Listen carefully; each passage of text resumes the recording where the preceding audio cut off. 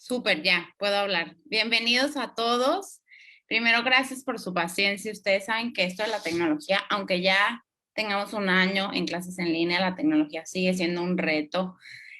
Les pido disculpas de antemano si en algún momento escuchan a mis hijos. Tengo dos hijos de 3 y 4 años, también están en casa, como ustedes, ¿va? Entonces, si por ahí se oye un llanto, un berrinche, un grito, bueno, pues pido de antemano una disculpa. Pues bienvenidos, me da muchísimo gusto tenerlos aquí conmigo. Vamos a iniciar esta conferencia. Les voy a contar antes de iniciar que hay un espacio de preguntas y respuestas que es un espacio muy rico, ¿va? Entonces, a manera de que yo voy hablando, si tú vas teniendo preguntas, por favor, guárdatelas, anótalas. Y en el momento que yo abra el espacio para las preguntas y las respuestas, es el momento. Las puedes mandar al chat, puedes levantar tu manita en el Zoom o puedes levantar tu manita física y aquí me van a ayudar las personas del colegio a que tu micrófono se desactive. ¿Les parece? Todos me escuchan bien, ¿verdad? Sí, ok, pues bienvenidos. Gracias por estar acá. Vamos a ver un pequeño video antes de iniciar.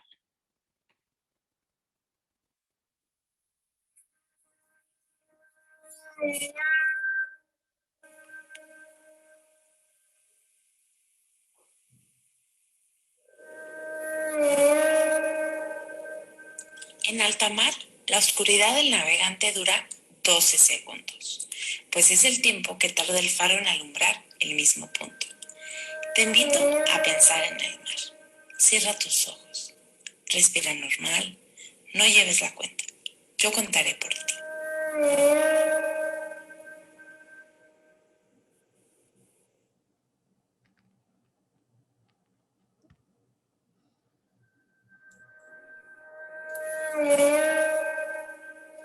Puedes abrirlos. Resulta que el tiempo es muy relativo.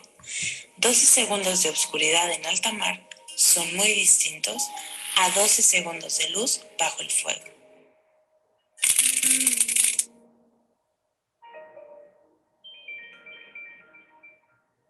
A mis 8 años, cuando tuvimos el accidente, mi mamá dice que nunca había deseado con tantas ganas tener un control remoto de la vida para regresar a la escena donde nos quemamos, mi mamá, mi hermana y yo, en una explosión de gas. Y este pavoroso incendio de que se encuentra en la zona de siniestro. las infernales llamas. A esta hora, los organismos de socorro y cuerpo de bomberos aún se encuentran en el sector. Hoy entiendo que estas cicatrices me otorgaron el poder de comenzar de nuevo, cada vez que yo quiera. Comencé de nuevo a mis 8 años, pero luego volví a hacerlo a mis 25 cuando me convertí en mamá. Ser mamá es volver a nacer, es revivir tu historia, es reconocer tu herida, lavarla, sanarla y es enseñarle a bailar a la niña que habita en ti. Para mí, ser mamá ha sido un dulce, pero también ha sido el camino de autodescubrimiento más profundo que conozco. 12 segundos es el tiempo que tarda un faro en alumbrar el mismo punto. También es el tiempo que tardas en tomarte una foto con Mickey después de muchas horas de fila y espera en Disneylandia. ¿Cuánto le dura la emoción a alguien de conocer Disney? En mi caso, una semana. 8 días después sucedió el accidente.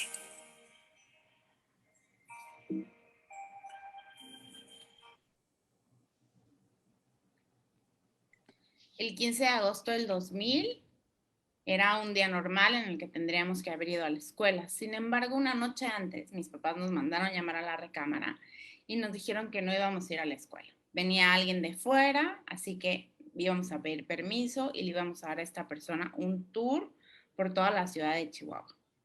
En ese momento, esa noche, se apagaron los despertadores y nos fuimos a dormir. Mi hermana y yo, de 8 y 7 años, muy felices porque no íbamos a ir a la escuela. Y mis papás también se fueron a dormir. Mi papá a la mañana siguiente se despertó muy temprano, salió a trabajar. Y con este reloj biológico que vas haciendo cuando te despiertas siempre a cierta hora, mi hermana y yo nos despertamos sin despertador. Mi mamá seguía dormida. Mi casa era de 2 pisos. Bajamos las escaleras, llegamos a la cocina y nos empezamos a hacer de desayunar. Y con este ruido de sacar un cereal, la leche, los platos, despertamos a mi mamá. Y sabes, las mamás tienen un sexto sentido, las mamás saben cuando algo no está bien. Y mi mamá sabía en ese momento que se despierta angustiada y cuando abre la puerta de su recámara, escucha y huele el gas en toda la casa. Sabe que lo que sigue es que la casa va a explotar, así que por puro instinto va olfateando y va siguiendo la fuga para ver de dónde proviene y se da cuenta que es el cuarto de servicio donde está la persona que nos apoya en casa. Comienza mi mamá a tocar, a gritar su nombre, a tratar de abrir la puerta y no responde. Señal que por la cantidad de gas se había desmayado. En ese momento mi mamá sale corriendo a buscar ayuda y el vecino está a punto de prender su carro o su coche para irse a trabajar. Mi mamá le dice lo que está pasando, el vecino le dice, no te preocupes, saca a tus hijas y yo te voy a ayudar a sacar a esta persona. Y mi mamá entra a la casa junto con el vecino se va directo a la puerta de servicio para tratar de sacar a la persona que nos apoyaba en casa y mi mamá nos toma de la mano y caminamos hacia la puerta principal. Y cuando estamos a punto de empezar a correr esa puerta principal que da a la cochera y a la calle, en ese momento se genera la explosión. Y lo que hace el fuego es buscar salida. Y la salida estaba en las puertas y en las ventanas. La explosión se genera por tres cosas. El oxígeno de abrir la puerta, el gas acumulado y las estufas de antes, estamos hablando del 2000, hace 21 años, tienen un pelotito prendido, que es como la llama de un cerillo. Y este piloto es lo que genera la explosión.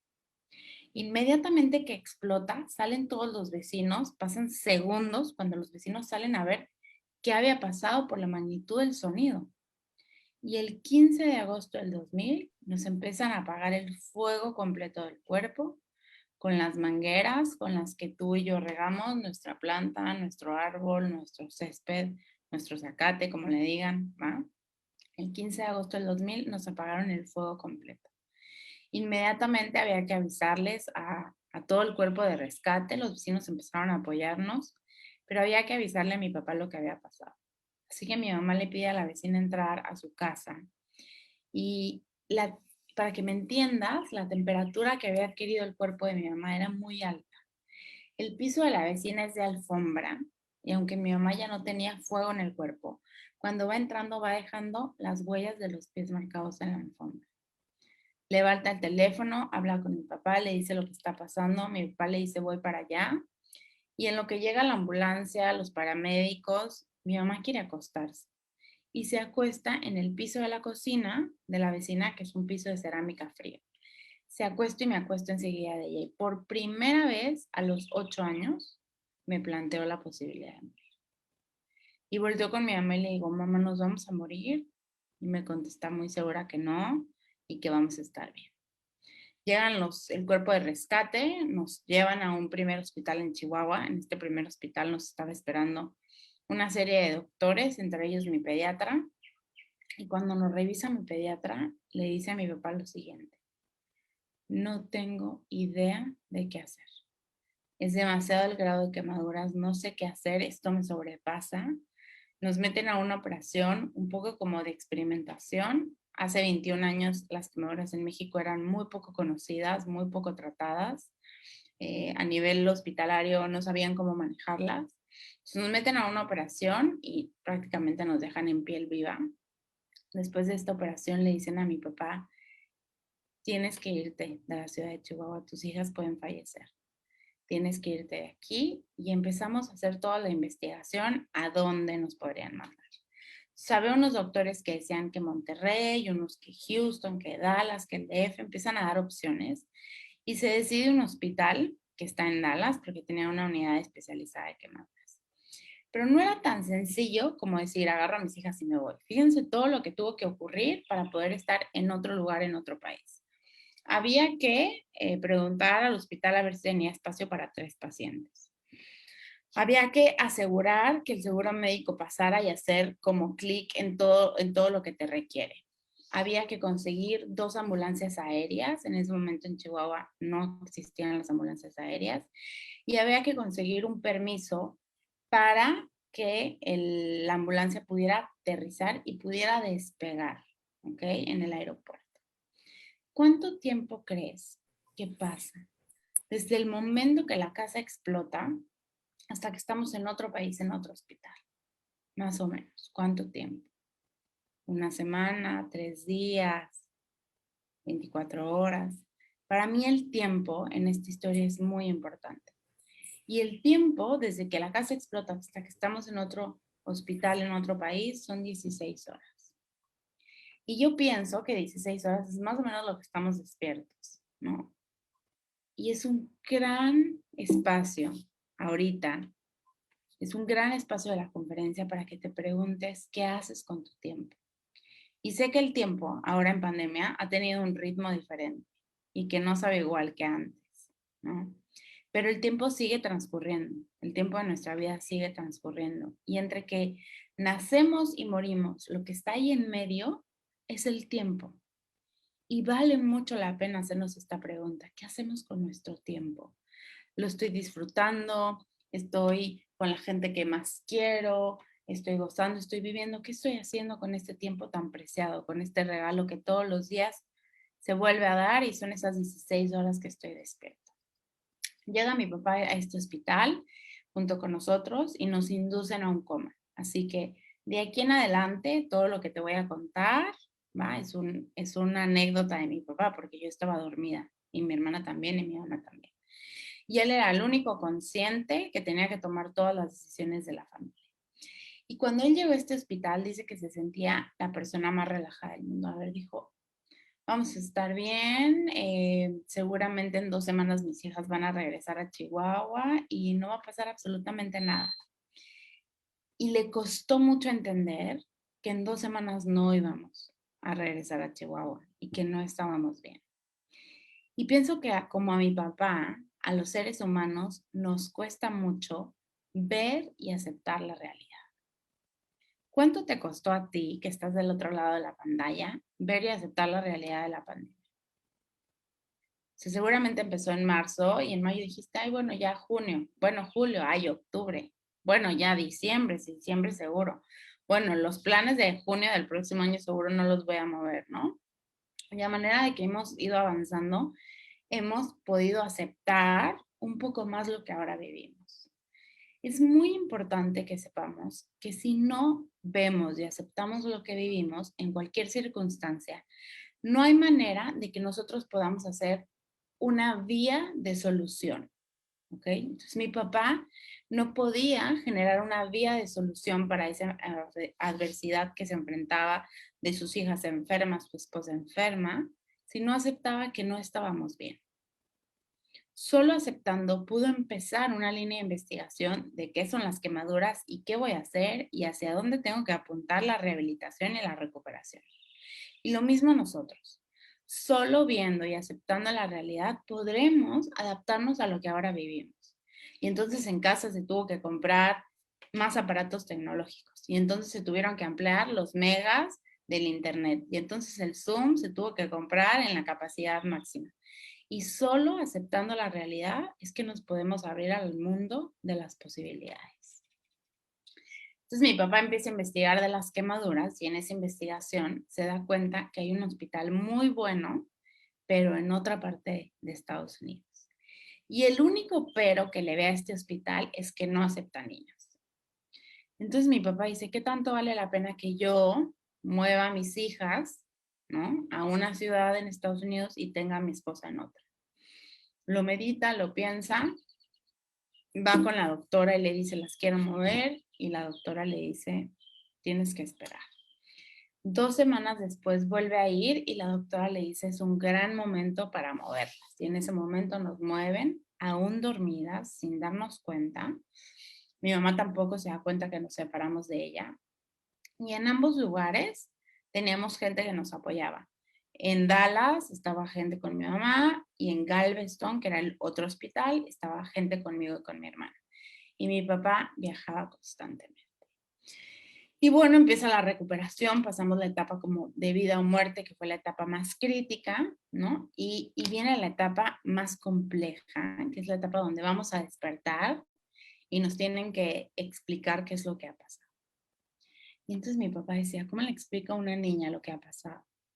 ¿Cómo le explico que su mamá no está aquí? ¿Cómo le explico que tiene 90% del cuerpo con cicatrices, con quemaduras, que de rehabilitación y de cirugía estética nos faltan muchos años, que le amputaron 3 dedos de la mano. Dice que era algo con lo que él soñaba y lo único que podía soñar eran pesadillas. No sabía cómo hacerlo, pero el día llegó y vamos a ver qué pasó. Se le iban a retirar todos los medicamentos, que la niña iba a despertar y que bueno, había que explicarle dónde estaba, cómo estaba y de alguna manera querían evaluar si había habido algún daño psicológico en la niña. Vamos, nunca pensé que se le pudiera hablar así a una niña de 9 años. Le dije, Luisa, sufriste este problema, tienes el cuerpo muy dañado, tuvimos que cortar parte de tu mano, parte de tus dedos, tenías un problema, hubiera sido peor, hubieras podido perderlo. Como pude, traté de explicarle. Y su reacción nunca me la esperé. Ella volteó a verse el cuerpo, volteó a verse la mano y lo único que dijo es que sigue. ¿Qué tengo que hacer? Esa fue una respuesta que me dio mucho valor. Dijo, ¿qué sigue? ¿Qué se tiene que hacer? No lloró, no se cayó. Nada más me dijo, ¿qué tengo que hacer? Es muy importante que sepan que hay realidades de las que uno no puede escapar. En este momento, la humanidad completa estamos viviendo una de esas realidades. Aunque quisiéramos que esto no existiera, estamos pasándolo. Entonces, aunque yo quisiera levantarme de esa cama y salir corriendo, no era posible. Y en esas realidades que no pueden cambiar y que no dependen de nosotros, la palabra con la que tenemos que navegar es la aceptación. Y no una aceptación que sea como hacia abajo de resignación, sino una aceptación que diga, bueno, aquí está esto, no quisiera que fuera así, pero voy a tomar lo mejor de lo que hoy ocurre. Y creo que es así como tenemos que aprender a vivir los próximos meses, años o días que nos queden de lo que ahora vivimos como humanidad. Bueno, pues entonces empezamos Se le iban a retirar todos los... Empezamos un proceso de recuperación física muy doloroso. Vamos a imaginar que la vida nos regresó a los 2 años y tuvimos que aprender cómo caminar, cómo llevarnos una cuchara a la boca, cómo vestirnos, todo, absolutamente todo, sumado del dolor físico. El dolor físico era algo que estaba desde que amanecíamos hasta que nos dormíamos. El accidente fue en agosto. Cuando se llega a diciembre, mi papá necesita un descanso y toda la familia, así que pide permiso para regresarnos a Chihuahua, estar acá un tiempo y después volvernos a incorporar a las siguientes operaciones. Regresamos a Chihuahua y me encantaría contarte cómo fue nuestro regreso. Lo primero que quiero contarte es que no teníamos casa porque se había quemado, así que regresamos a casa de mis abuelos. Lo segundo que ocurría es que en casa de mis abuelos siempre había gente, siempre. Tíos, primos, amigos de mis papás, las mamás de los compañeros de la escuela, siempre había gente y la gente estaba como muy conmovida por el accidente y entonces la gente siempre estaba como muy servicial. Si queríamos un vaso de agua, inmediatamente traían el vaso de agua, si queríamos algo de cenar, inmediatamente lo traían. Y eso lo que hacía era que al tener tanta gente al servicio, nos impedían la posibilidad de levantarnos y caminar hasta la cocina, aún pasaran 35 minutos de aquí que llegáramos con dolor, ¿va? Entonces la gente de alguna manera que nos tratara como siempre de consentir, también al mismo tiempo retrasaba nuestro proceso. Nosotros que éramos unas niñas, mi hermana y yo, que teníamos 9 y 8 años, no teníamos ni idea de esto, pero mis papás sí, sobre todo mi mamá. Ella dice, yo no quiero esta vida, yo necesito una vida donde mis hijas se bañen, se peinen, se vayan a la escuela, no quiero una vida, de ella decía las palabras normal, ¿no? Y estábamos muy lejos de obtener eso. Y cuando estemos muy lejos de obtener algo, es importante que sepamos que se empieza por poquito, que nunca llegamos a lo lejos en 3 pasos.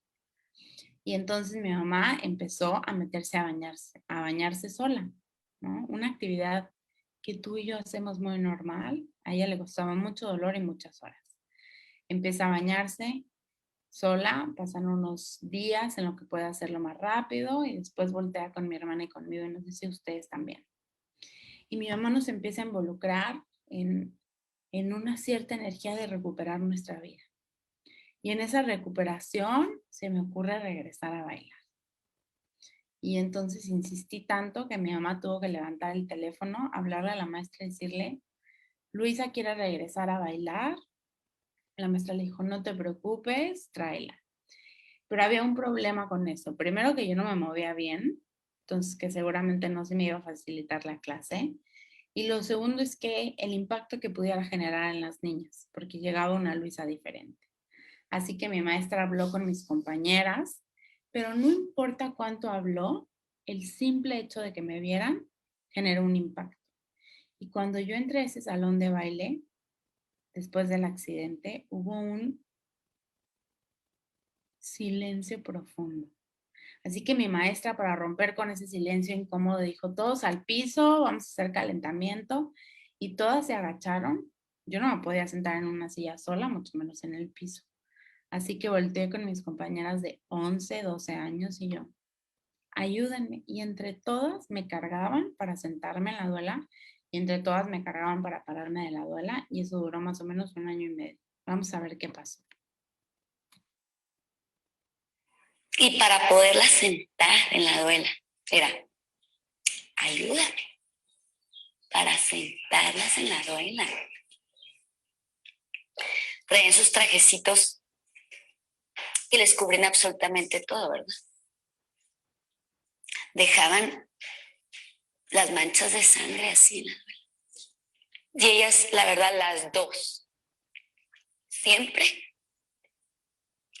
con la cara, con la barbilla por delante, con su cara erguida, contestaban lo que les preguntaba la gente de la manera más natural del mundo. Nunca las vi llorar por algo que les dijera la gente. Las veía llorar de impotencia cuando no podían hacer algo. Y que, por supuesto que lo lograron. Sí fue difícil para nosotros, pero al ver a Luisa, con esas ganas de vivir, con esas ganas de estar donde estaba y de hacer las cosas como las demás, nos callaba la boca. Algo que tengo que decir es que para mí, para mi hermana fue más fácil porque éramos unas niñas y al ser unas niñas no dimensionábamos lo que el accidente traería a nuestra vida. Para mis padres era diferente. Ellos tenían la capacidad de mirar al futuro, los posibles problemas o retos y nosotros vivíamos ahí, en el momento, Sin embargo, a los 12 años, que más o menos fue cuando estaba como en sexto de primaria, primero de secundaria, el mundo se me cayó encima. Y ahí pude entender, años después, que la fuerza que tenemos los seres humanos, esta fuerza interior, la podemos utilizar de dos maneras. Entonces, la puedo utilizar para dejar manchas de sangre en la duela, para preguntar qué sigue después de despertar de un coma, pero también la puedo utilizar para taparme. Y cuando tenía 12 años decidí cubrir mis cicatrices por los siguientes 6 años, viviendo en una ciudad que es desierto, donde hace un profundo calor, ¿no? Y podrán ver, aquí están las fotos de mi secundaria y de mi preparatoria, que la única que trae una chamarra o un suéter o una blusa de la manga larga soy yo. 6 años en los que me peleé profundamente con las quemaduras. Me peleé una y otra vez, y cada vez que nos peleamos con una realidad que no va a cambiar, vamos a perder el 100% de las veces. Y yo no quería que estuvieran ahí y las quemaduras seguían ahí. Y años después, muchos años después, entendí que absolutamente todo tiene sus ventajas y que las quemaduras también tenían muchas ventajas en mi vida. Y cuando la adversidad toca la puerta en nuestra vida, con una pandemia, un divorcio, con una enfermedad, cuando la adversidad toca la puerta, muchas veces la adversidad también trae un regalo. Y ese regalo, la mayoría de las veces, lo dejamos afuera de la casa, ¿no? Entonces, asegúrate de poder abrir ese regalo y de poder tomar lo que las adversidades llegan a enseñarte, porque las adversidades en nuestra vida se vuelven cicatrices. Algunas se ven, como estas, pero hay otras en mi vida que no se ven. Y a todos nos han pasado cosas, ¿no? De dolor todos podemos hablar. De transformar el dolor, hay poca gente, ¿no? Entonces asegúrate de que esa adversidad que hayas vivido, que hoy sea una cicatriz para ti, algo con tus padres, alguna enfermedad, algún tema en casa, lo que sea que estés viviendo, asegúrate de también tomar la lección, ¿no? Entonces, la adversidad llegó a mi vida como regalo para enseñarme 5 cosas, ¿va? Y vamos a hablar de esas 5 cosas. La primera es vivir sin miedo al dolor. O sea, este miedo que le tenemos a, y si abro el negocio y nadie va a comprar. Y si hago esto y no. Y, y vivimos como con mucho miedo al dolor. Y al dolor de todo tipo, no solo físico, también al dolor emocional, al dolor de fracasar, al dolor de que se acabe la relación. Y es importante saber que el dolor es parte del proceso natural de la vida. Va a existir, va a estar en alguna etapa, ¿no? Entonces, pensar en una vida donde nunca nada me va a doler es como pensar en una ficción, en una fantasía. Porque acá en la vida, pues tenemos vínculos, relaciones, pensamos diferente, tenemos diferentes creencias, ¿no? Entonces, en el momento que tenemos una amiga, eso nos asegura que la amiga nunca nos vaya a decir algo que nos duela. No, seguramente en algún momento pasará algo, ¿va? Entonces es importante aprender a vivir sin miedo al dolor. A también hacerle espacio a que la posibilidad de comprarte un coche o un carro también implica que en algún momento también puedas chocar. Es un poco así, a vivir sin miedo al dolor. Y entonces yo recuerdo cuando tenía como 13 años que mi papá me decía una frase que hoy digo mucho. Me decía, esto no es lo único que te va a tocar vivir, ¿no? Y hoy sé que era verdad, que las cosas que vamos viviendo nos van dotando de más lecciones, pero eso no quiere decir que ya no haya más retos. Y también es muy importante decir que no por eso tenemos que vivir con miedo, diciendo, ay, ¿qué viene? Ay, ahora que sigue. No, tampoco se trata de vivir así, ¿no? Pero cuando llegue, sabernos que podemos con lo que la vida nos trae, ¿va? La segunda cosa que me enseñó esta adversidad es a tomar la vida y la historia en su totalidad. Y esto es muy importante con el tema de las cicatrices, con el tema de lo que hemos vivido. O sea, a veces a la historia le queremos quitar cosas, ¿no? Entonces es como si ahora en nuestra historia de vida quisiéramos decir, bueno, pero que el 2020 no cuente. No, el año 2020 contará en la vida de todos. Y esos años o esas situaciones que has vivido que no las has pasado bien, también forman parte de tu historia. Y es importante que las tomes. Imagínate la historia como un rompecabezas, tu vida como un rompecabezas. En esos rompecabezas donde son un paisaje precioso, hay piezas del paisaje que son negras, que forman parte de la montaña, del cielo, y son negras, no hay otra cosa en esa piececita, ¿va? Pero esa piececita es muy importante que se ponga para entender la imagen completa. Así funciona también la vida. Entonces, aprender a tomar la vida como es en su totalidad, con lo bueno y con lo malo, con lo bonito y con lo feo, con lo alegre y con lo triste, ¿va? Entonces, como que podemos tomar y no empezar a segregar y decir, ay, bueno, me encanta esto, pero me encanta que, no sé, que ahora puedo estar más cómodo en mi casa, pero odio la manera en la que califican los profes online. No, pues es que viene el paquete completo. Ay, me encanta que tengo más oportunidad de levantarme tarde, ¿va? Pero no me gusta que yo tengo que ser autodidacta y que tengo que, no sé, practicar más algunas cosas que las veía en clase. Ah, no, pues es que el paquete es completo. No te puedes quedar con una parte sí y con otra no, ¿va? Como cuando estás en la escuela, o sea, uno no puede decir, por favor me quita las matemáticas de mi boleta. Pues no, o sea, tienes que pasar todas las materias para poder pasar de grado. Funciona igual la vida. Lo tercero que me enseñó esta adversidad es a no creerle tanto al mundo. El mundo decía, ¿no?, que estas cicatrices no eran bonitas, no eran buenas, no cumplían un cierto estereotipo de belleza, ¿no? Y yo le creía al mundo. Yo cuando veía las revistas, cuando veía las series, yo decía, no, pues muy lejos estoy de esa mujer que me piden que sea, ¿no?